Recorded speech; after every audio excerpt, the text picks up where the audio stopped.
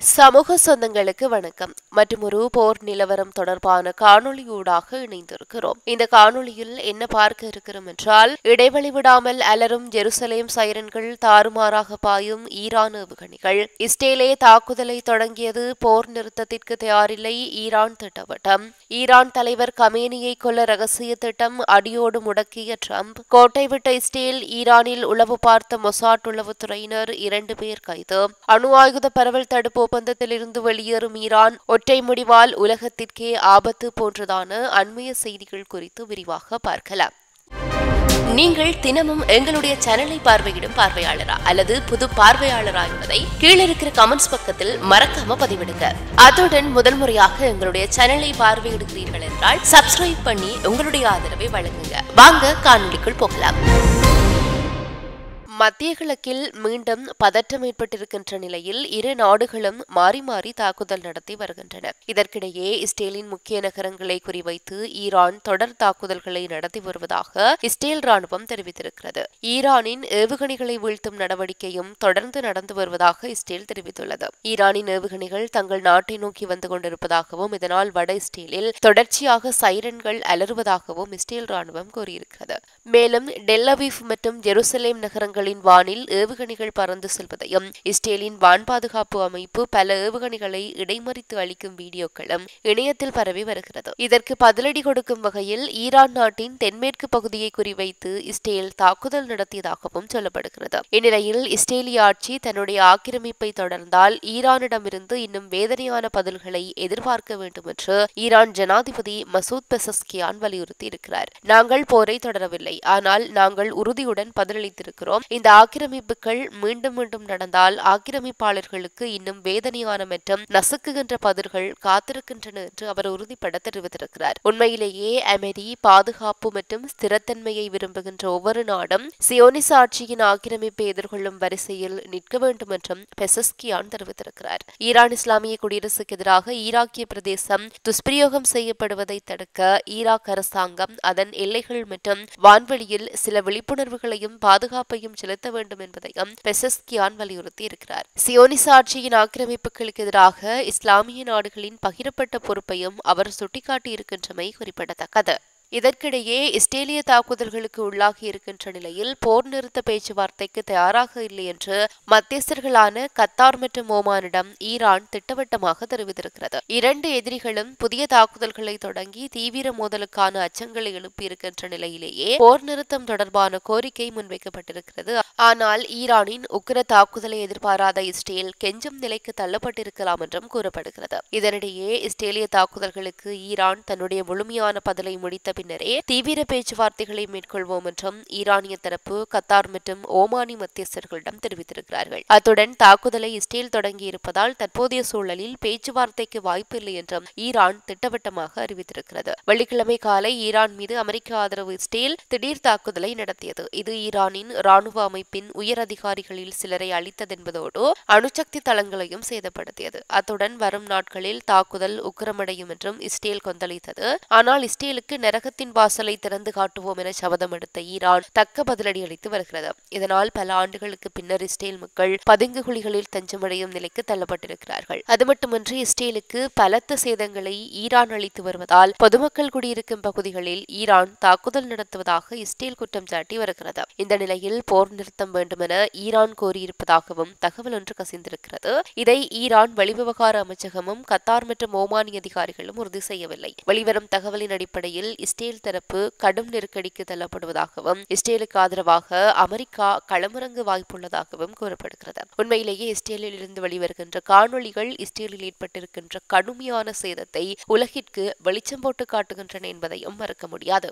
இவ்வாறு ஈரான் மற்றும் இஸ்ரேல் இடையான மோதல் தொடர்ந்து தீவிரமடைந்து வருகின்ற நிலையில் ஈரான் நாட்டின் உயர்மட்ட தலைவரான அயதுல்லா அலி கமேனி கொல்லப்படவும் கூட வாய்ப்புகள் இருப்பதாக இஸ்ரேல் அதிகாரிகள் கூறியிருக்கிறார்கள். இரு நாடுகளுக்கும் இடையேயான பதற்றம் அதிகரித்துள்ளதால் இது சர்வதேச அளவில் கவனத்தை ஈர்த்திருக்கிறது. ஈரான் நாட்டின் உயர்மட்ட தலைவரான அயதுல்லா அலி ஹமீனி கொல்லப்படுவதற்கான சாத்தியக்கூறுகளை இஸ்ரேலிய அதிகாரிகள் மறுக்கவில்லை. இது தொடர்பாக அமெரிக்காவின் பிரபல வால் ஸ்ட்ரீட் ஜேர்னலுக்கு இஸ்ரேல் அதிகாரி ஒருவர் பேட்டியளித்திருந்தார். அதில் ஈரானின் உயர்மட்ட தலைவர் கொல்லப்படுவது என்பது எங்கள் நிகழ்ச்சி நிரலில் இருக்கின்ற ஒரு விஷயம் என்று அவர் தெரிவித்திருக்கிறார். இந்த மோதல் முடிவுக்கு வர இரண்டே வழிகள் தான் இருக்கின்றன. ஒன்று, ஈரான் தன்னுடைய அணு ஆயுத திட்டத்தை தாமாக கைவிட வேண்டும். இல்லையெனில் அதை மீண்டும் உருவாக்க முடியாத நிலைக்கு ஈரானை நாங்கள் தள்ளுவோம் என்று அவர் தெரிவித்திருக்கிறார். இஸ்ரேலின் சேனல் 12 ஊடகமும் இதுகுறித்த செய்தியை வெளியிட்டிருக்கிறது. அயதுல்லா அலி ஹமீனி கொல்லப்படும் சாத்தியத்தை இஸ்ரேல் நிராகரிக்கவில்லை என்று சேனல் 12 செய்தி வெளியிட்டிருக்கிறது. அதே நேரம் இது எடுத்தோம் கவிழ்த்தோம் என எடுக்கும் முடிவாக இருக்காது என்றும் பல காரணிகளை பொறுத்து இருக்கும் என்றும் சேனல் 12 கூறியிருக்கிறது. இந்த நிலையில் ஈரானின் உச்ச தலைவர் அயதுல்லா அலி ஹமீனியை கொல்ல இஸ்ரேலின் ரகசிய திட்டத்தை ஜனாதிபதி டொனால்டு டிரம்ப் மொத்தமாக முடக்கியதாக தகவல் கசிந்திருக்கிறது. அமெரிக்காவின் 2 முதன்மை அதிகாரிகள் இந்த விவகாரம் தொடர்பில் உறுதி செய்திருப்பதாக சர்வதேச செய்தி நிறுவனமான ராய்டர்ஸ் தெரிவித்திருக்கிறது. அமெரிக்க நிர்வாகத்தின் மூத்த அதிகாரி ஒருவர் தெரிவிக்கையில், ஈரானியர்கள் ஏதேனும் அமெரிக்க பிரஜையை படுகொலை செய்ததாக இதுவரை எந்த தகவலும் இல்லை. அவர்கள் அப்படியான ஒரு முடிவுக்கு வரும் வரையில் ஈரான் உச்ச தலைவர் தொடர்பில் அமெரிக்கா எந்த முடிவும் எடுக்காது என்றே அந்த அதிகாரி தெரிவித்திருக்கிறார். மேலும் இஸ்ரேல் ஈரான் மீது பாரிய தாக்குதலை தொடங்கியதிலிருந்து அமெரிக்காவின் உயர் அதிகாரிகள் இஸ்ரேலிய அதிகாரிகளுடன் தொடர்ந்து தொடர்பில் இருந்து வருகிறார்கள் என்றும் அந்த அதிகாரிகள் தெரிவித்திருக்கிறார்கள். இஸ்ரேல் தரப்பில் இருந்து ஈரான் உச்ச தலைவர் அயதுல்லா அலி ஹமீனியை கொல்ல வாய்ப்புகள் அமைந்திருப்பதாக ஜனாதிபதி டிரம்பிடம் தெரிவித்ததாகவும், ஆனால் உடனடியாக அந்த முடிவை கைவிட டிரம்ப் வலியுறுத்தியதாகவும் அந்த அதிகாரிகள் தெரிவித்திருக்கிறார்கள். டிரம்ப் நேரடியாக தம்முடைய முடிவை தெரிவித்தாரா என்பது உறுதியாக தெரியவில்லை என குறிப்பிட்டிருக்கிற அதிகாரிகள், ஆனால் இஸ்ரேல் பிரதமர் பெஞ்சமின் நெதன்யாகுவுடன் டிரம்ப் அடிக்கடி தொடர்பு கொண்டு வருகிறார் என்பதை உறுதி செய்திருக்கின்றனர்.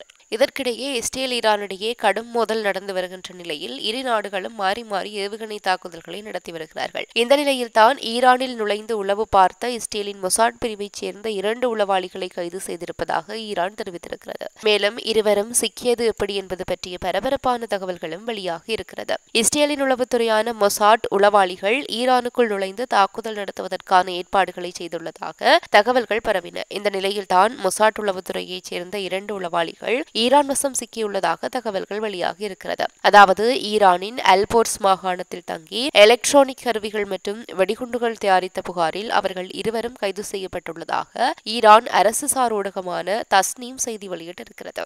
அதில் மொசாட் பயங்கரவாத குழுவைச் சேர்ந்த, அதாவது இஸ்ரேலிய உளவுத்துறையை அந்த செய்தி நிறுவனம் பயங்கரவாதிகள் என சொல்கிறது. அந்த வகையில் மொசாட் பயங்கரவாத குழுவைச் சேர்ந்த 2 பயங்கரவாதிகள் வெடிகுண்டு தயாரித்தார்கள். அவர்கள் கைது செய்யப்பட்டிருக்கிறார்கள். அவர்கள் 2 பேரும் ஈரானின் மேற்கு பகுதியான அல்போர்ஸ் மாகாணத்தில் போலீசாரிடம் சிக்கியிருக்கின்றார்கள் என்று தஸ்னீம் செய்தி நிறுவனம் தெரிவித்திருக்கிறது. இதனால் இஸ்ரேல் உளவாளிகள் உளவு பணியில் கோட்டை விட்டனரா என்ற கேள்வி எழுந்திருக்கிறது. மேலும் அவர்கள் 2 பேரும் சந்தேகத்துக்கு இடமாக இருந்த நிலையில் அது பற்றி அங்கிருந்தவர்கள் போலீசாருக்கு தகவல் தெரிவித்திருக்கிறார்கள். இதையடுத்து விரைந்து சென்ற போலீசார் 2 பேரையும் கைது செய்திருக்கிறார்கள். கைதான 2 பேரிடமும் ஈரான் போலீசார் தீவிர விசாரணை மேற்கொண்டு வருகிறார்கள். இது தொடர்பாக இன்னும் இஸ்ரேல் அரசு அல்லது இஸ்ரேல் மொசாட் உளவுத்துறை சார்பில் எந்தவிதமான விளக்கமும் தரப்படவில்லை என்பது இங்கு குறிப்பிடத்தக்கது.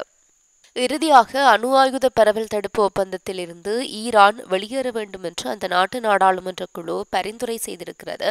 அப்படி மட்டும் நடக்குமாக இருந்தால் சர்வதேச அளவில் அணு ஆயுத போர் வெடிக்கும் என்று ஆய்வாளர்கள் எச்சரித்திருக்கிறார்கள். ஈரான் அணு ஆயுதம் நோக்கி போகக்கூடாது என்றுதான் நாங்கள் பேச்சுவார்த்தையில் ஈடுபட்டிருப்பதாக அமெரிக்கா கூறி வருகிறது. ஆனால் அமெரிக்காவின் கூட்டாளியான இஸ்ரேலின் செயல்பாடுகள் ஈரானை அணு ஆயுதங்களை நோக்கி வேகமாக தள்ளியிருக்கிறது. ஈரானின் தேசிய பாதுகாப்பு மற்றும் வெளியுறவு கொள்கை குழுவின் செய்தி தொடர்பாளர் இப்ராஹிம் ரெசாய் இது குறித்து கூறுகையில், அணு ஆயுத பரவல் தடுப்பு ஒப்பந்தத்தில் இருந்து விலகுவது குறித்து நாங்கள் பரிசீலனை செய்து வருகிறோம். நாடாளுமன்றத்தில் இது தொடர்பான மசோதா விவாதத்தில் இருக்கிறது. ஈரானுக்கு எதிராக சர்வதேச அணுசக்தி முகமையின் ஆளுநர்கள் குழு நிறைவேற்றிய தீர்மானத்திற்கு பதிலடி கொடுக்கும் விதத்தில் நாங்கள் இதை செய்து வருகிறோம் என்று தெரிவித்தார். கடந்த 20 ஆண்டுகளில் சர்வதேச அணுசக்தி முகமை ஒரு நாட்டின் மீது இப்படியான குற்றச்சாட்டுக்களை முன்வைப்பது இதுவே முதல் முறையாகும். அதாவது NPT ஒப்பந்தத்தின் கீழ் ஈரான் அரசு தன்னுடைய பாதுகாப்பை உறுதி செய்வதில் பல முறை தவறி இருக்கிறது. அது மட்டுமில்லாமல் பல இடங்களில் யுரேனியத்தின் தடயங்கள் கண்டறியப்பட்டிருக்கின்றன. இது குறித்து அந்த நாடு நம்பகமான விளக்கங்களை அளிக்க தவறிவிட்டது. 2019 முதல்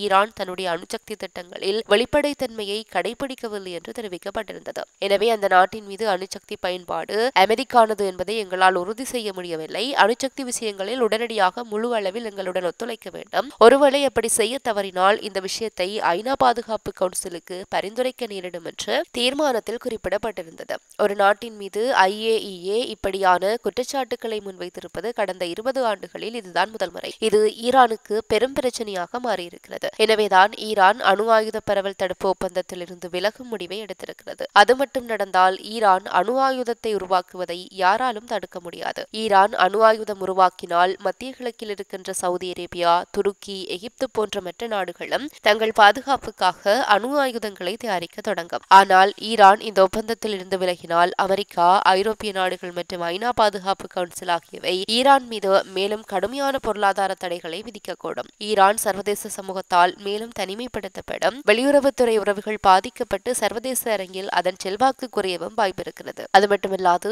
ஈரான் அணுகுண்டை தயாரிக்கிறது என்று சொல்லி அமெரிக்கா நேரடியாக தாக்குதலில் இறங்கும். இப்படியெல்லாம் நடந்தால் மத்திய கிழக்கு முழுவதும் பற்றி எரியும். இதனால் கச்சா எண்ணெய் விலை உயர்ந்து பெட்ரோல் டீசல் வர்த்தகம் கடுமையாக பாதிக்கப்படும் எனவும் கூறப்படுகிறது. இத்துடன் இந்த காணொலி நிறைவு பெறுகிறது. இந்த காணொலி பற்றி உங்களுடைய கருத்துக்களை கீழே இருக்கிற கமெண்ட்ஸ் பக்கத்தில் பதிவிட்டு சொல்லுங்க. மற்றும் ஒரு காணொலி வாயிலாக சந்திக்கலாம். தொடர்ந்தும் சமூகத்தோடு இணைந்திருங்கள். இது போன்ற பல செய்திகளை தெரிந்து கொள்ள நம்முடைய சமூக மீடியா யூடியூப் சேனலை சப்ஸ்கிரைப் செய்து அருகிலுள்ள பெல் பட்டனை கிளிக் செய்யுங்கள். மேலும் செய்திகளை உடனுக்குடன் தெரிந்து கொள்ள samoogamedia.com என்ற இணையதளத்தின் வாயிலாக எங்களுடன் இணைந்திருங்கள்.